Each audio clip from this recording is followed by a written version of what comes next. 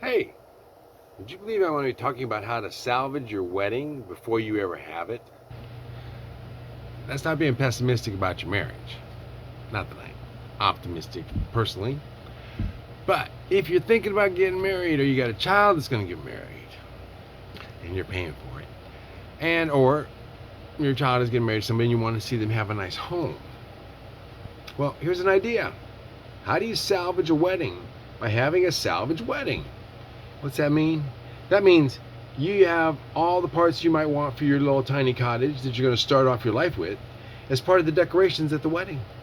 It might be a beautiful set of windows. It might be an incredible door or two.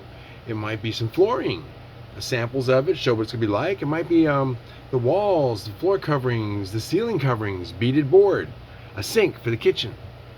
What you do is you have sort of a gift list instead of going over there and buying your gifts over at the big box store or trying to get them on Amazon and send them to you.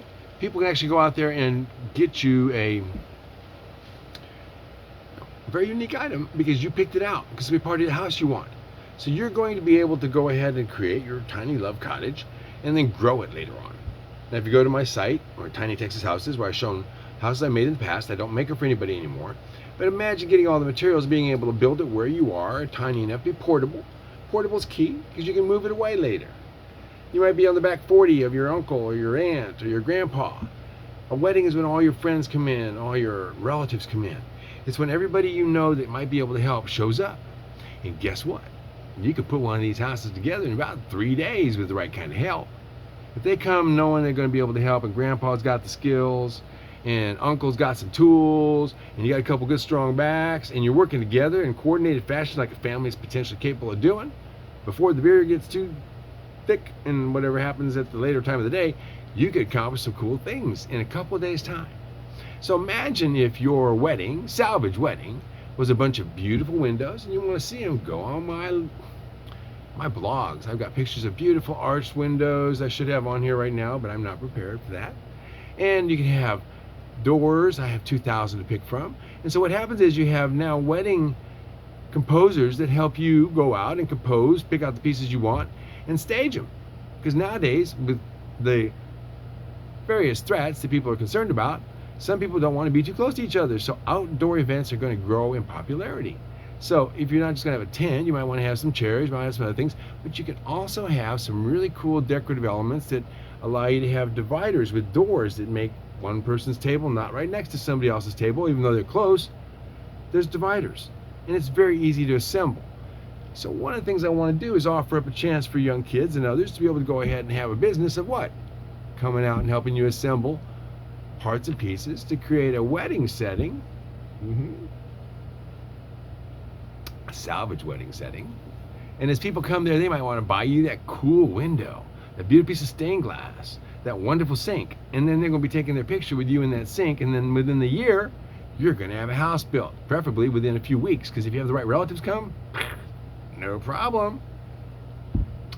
Our tiniest houses have kitchenette, shower, bathroom, a bedroom, a little living area, nice porches.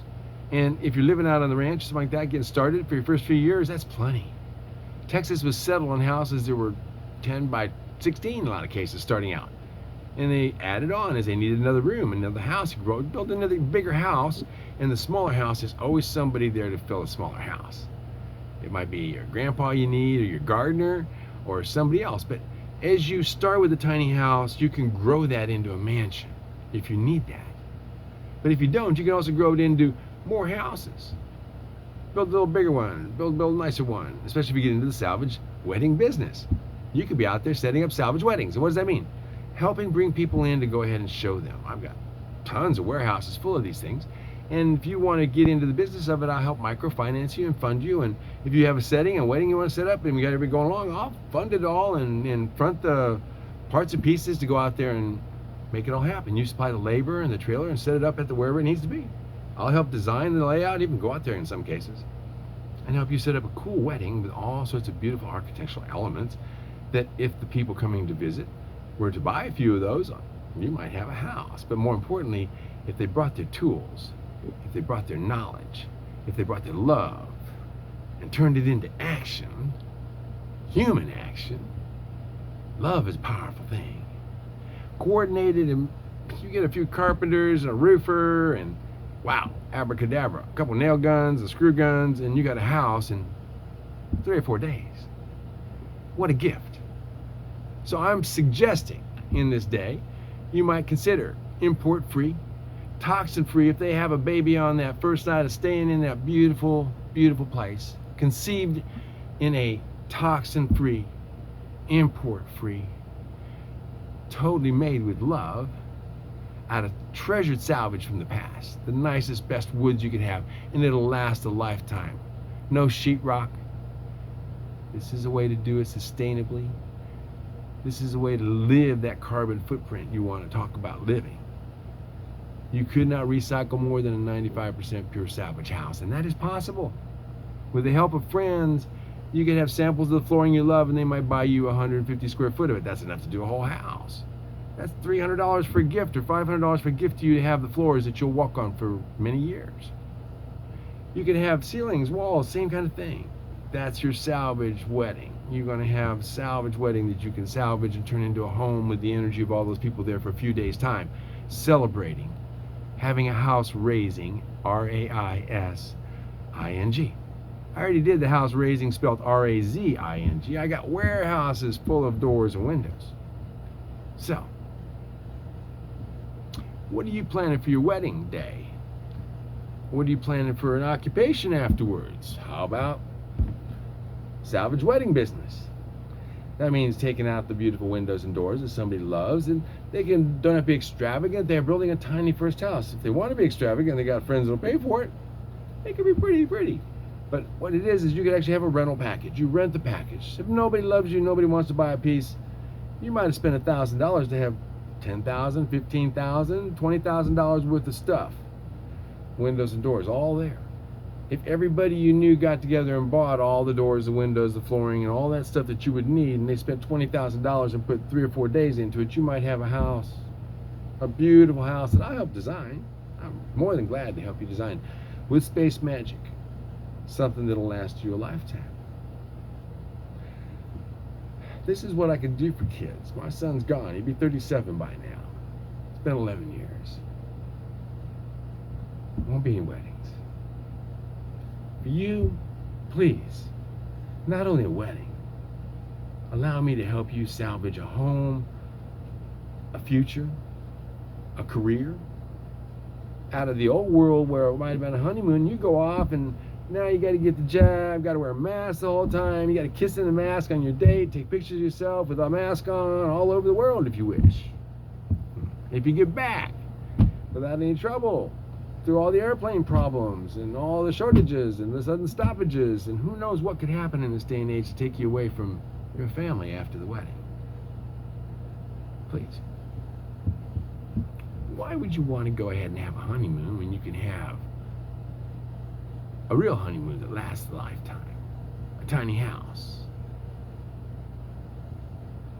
Costs less than an expensive wedding, because you're going to get all these beautiful props, and you can put them in a lot of places. You need somebody, a group, a trailer to come up and pick them all up and stand them up, put them up, put posts to the ground and attach them to them for the event. Lots of ways you can do this. Make a beautiful setting. If your family goes along, if your visitors go along, if your friends go along, and they all want to help you have a salvage wedding, you'd be amazed how many people have skills to come in there and help you put that together quickly. And not only are they helping you put it together quickly, they're giving you their advice, their experience, and all the things you don't have to do it with. Now, where are you going to put it? Tricks and tricks and tricks. You got to know the tricks. So, first of all, it's portable. That doesn't mean you put a trailer under it. Please don't put a trailer dedicated $10,000 underneath the house. You may never move it. You may love where you're at. Then when you got a trailer house. So, build it so that you can pick it up, put a trailer on it, move it down the road with a semi-truck, pick it up, and take the trailer away. Cost you a few grand more, but not that much more, considering you're going to build something that's a treasure out of all wood, no sheetrock, no toxic materials that are going to kill your potential to have children.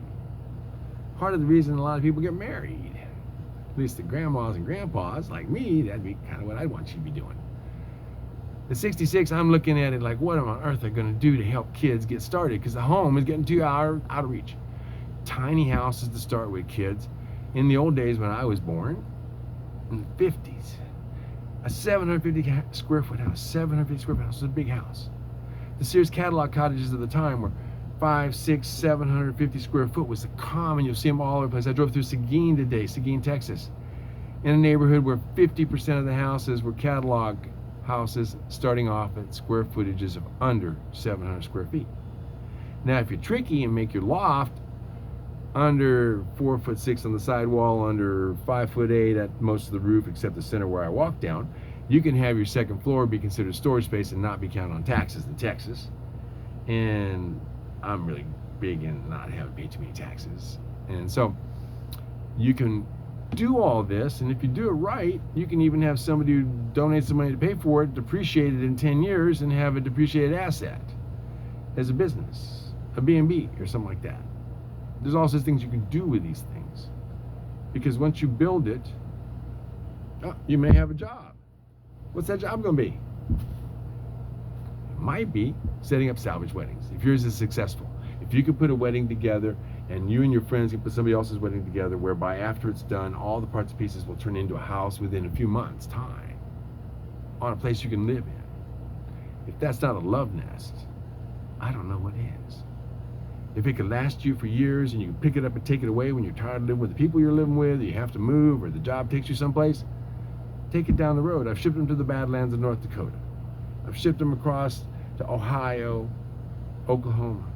I don't want to do it, and I'll tell you how to make it easy, but honestly, this little short video, under 15 minutes, gets you the entry to possibly checking into having a micro-funded job that out of your wedding, you get a house, you get an occupation, you go help other people set up their weddings in other places. And what it takes is a trailer and a truck and a group of guys and a family that supports them, all making the plan together to create a home. And I'll supply the materials. And guess what? No cost if you want to go ahead and finance it, no interest. How easy can I make it? Barter? You want to barter for some parts and pieces? You can barter. You buy the parts and pieces, you rent them to start with, you can bring them back if you don't end up selling any of them to yourself through your company, your friends, and others, and they'll be yours if you want to build your house, if you happen to get the money, and somebody will put it together. I'm just not putting it together. I don't build the houses anymore. I have massive warehouses full of great materials, and I'd love to see them now go to what would have been my son's generation and others, so they can go ahead and build their dream. Please, how about considering helping somebody do a really cool wedding as a wedding? There are people who actually do this for business, and make it a salvage wedding, where the parts and pieces you use could create the most incredible Victorian cottage within a few months of being done, and the kids start off with a dream house. This is what I propose. How many of you will take me up on it? 13 minutes, 14 seconds. I'm almost out of here. This is rare for those of you who don't know me. So, Tiny Texas Houses. We made many models from 10 foot by 12 foot, 10 by 10. You can do all sorts of sizes. I recommend about 11 by 15 with a nice upper floor. We have one in progress over there that's been in progress for a while, a gypsy style. I highly recommend that style of house. I've got lots of videos. Just pick out the parts and pieces you want, and then, hey, bring the right people together. Let's make a dream come true. Be a house, not a honeymoon with a bunch of pictures you sent back to everybody with your mask on. And please don't use a forged card across to Canada. $50,000 fine if you get caught. So stay in America, have a beautiful wedding. Don't make everybody have to go all sorts of places they don't need to go to make something beautiful happen. I'm going to go ahead and get on my way. I want to thank you. And I'm going to put this on YouTube. I'm going to put this in a few different places, and we'll see if there's any traction. I'd love to help more people get started doing this, and I have massive amounts of inventory to work with. It's not for the money, kids. It's to help you get started so that you will have a chance at a dream come true. Y'all take care. Much love.